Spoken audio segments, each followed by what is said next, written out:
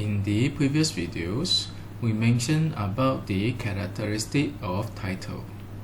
It is basically a statement describing the technical writing in a concise and precise manner.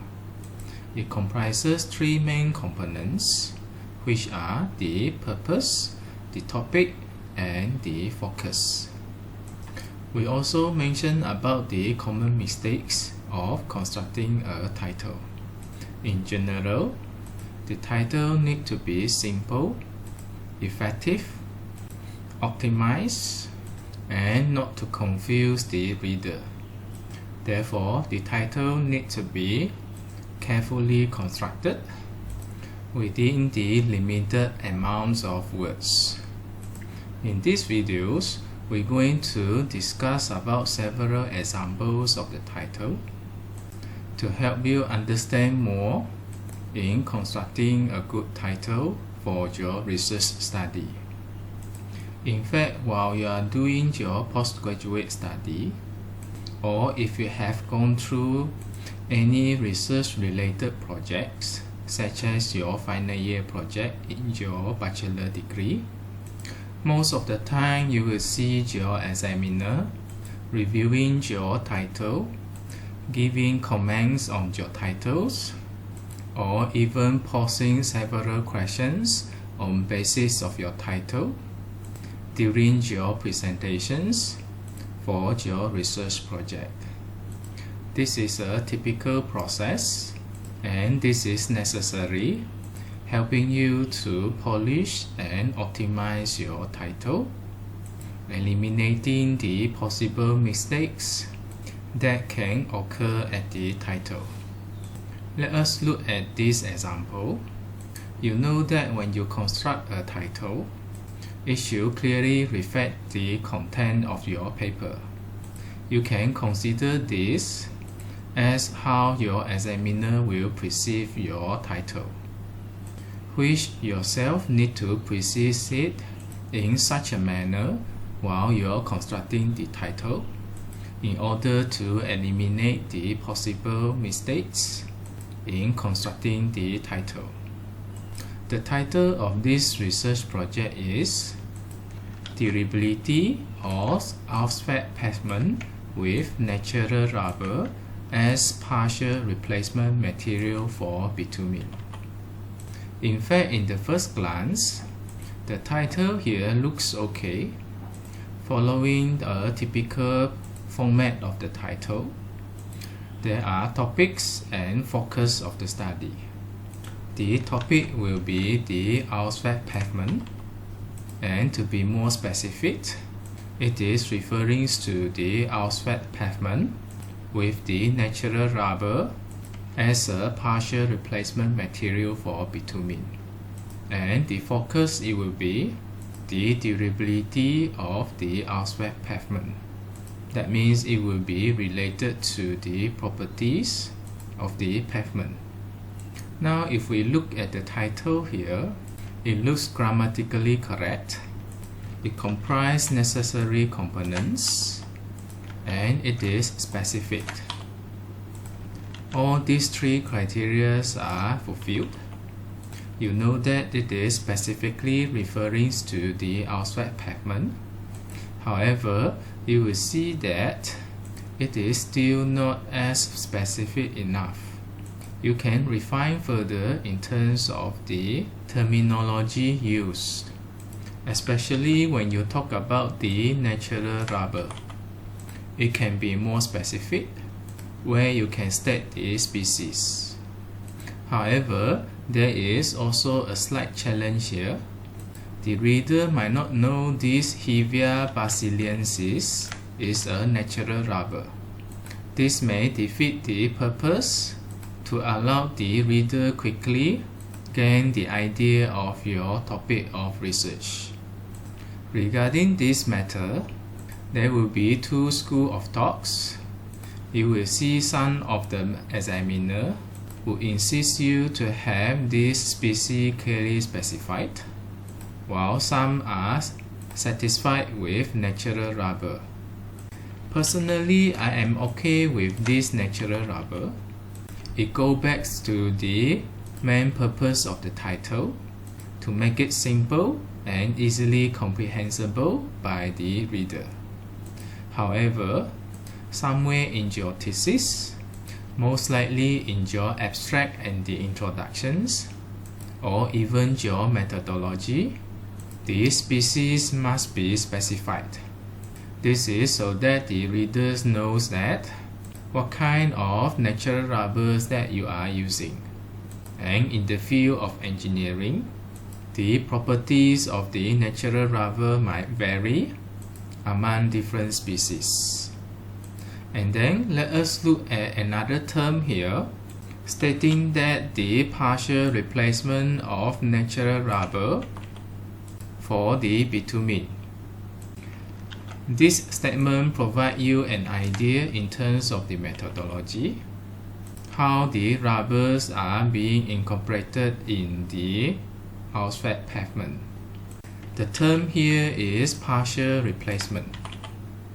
You will need to look into the methodology chapter and see how they do it. It is observed that the control samples will have 5% bitumen. You know that the control sample is actually representing the normal asphalt pavement without any natural rubber. That means you have 0% natural rubber for the control specimen. This will be used as the reference to the test specimen having the natural rubber. And then you will look into the samples. You see the percentage. Sample 1 have 5% bitumen plus 1% rubber. Sample 2 have 5% bitumen plus 3% rubber. And sample 3 have 5% bitumen and 5% rubber. If you look carefully the compositions of the samples, the term partial replacement is inaccurate. It is just adding the percentage of the rubber, while the amount of bitumen is maintained. So, by definition, it is not a partial replacement. The actual meaning of partial replacement is, let's say you have 1% rubber, you're going to replace 1% of the bitumen. In this case, it will give you 4% bitumen plus 1% rubber. Let's say now you are talking about 2% rubber. That means your bitumen, it will be 3%. Same goes to 3% rubber and 2% bitumen. On these considerations, although the title looks okay in most of the aspects, only when you look into the methodology, you realize that it is not adequately reflecting the content. The term partial replacement is misleading. Probably you will have to revise the title. Something like increasing content of the natural rubber. There is one more term that we need to look at the title, which is the durability. This provides you the idea in terms of the scope of the study, which is related to the durability of the asphalt pavement. Therefore, you will need to look into the methodology and observe the testing conducted, as well as the analysis process carried out, the discussions and findings, to see that whether the focus and the scope is in line with the title. By looking into the methodology, you see that a series of testing was conducted. This includes the Marshall test, skid resistance test, wheel tracker tests. I presume you have an idea of all these three tests. This is related to highway engineering, testing for the pavements. What you see here The Marshall test is testing the strength of the pavement. It is related to the compactions and the resistance given by the pavements. The skid resistance is related to the friction, the surface frictions of the pavement. And then the wheel tracker test is the one related to the durability. The samples of the pavement will be tested with the wheel in many cycles in order to determine the durability of the pavements. Therefore, by looking at the terminology, the title states the durability of the asphalt pavement. However, the test conducted involved the strength, frictions, and durability. This again, the durability term is inaccurate in the title. I would say this is a decent title where it is grammatically correct. It comprises necessary components. It is specific only when the entire research is in line with the title, which in this case, the partial replacement is inaccurate and the durability is also inaccurate. This will discount my impressions with the title because it doesn't fully reflect the content of your paper, and this is what I mean with careful constructions of the title.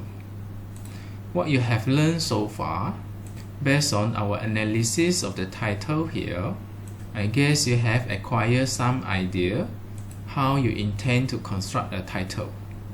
You also gain an idea how an examiner look into your title.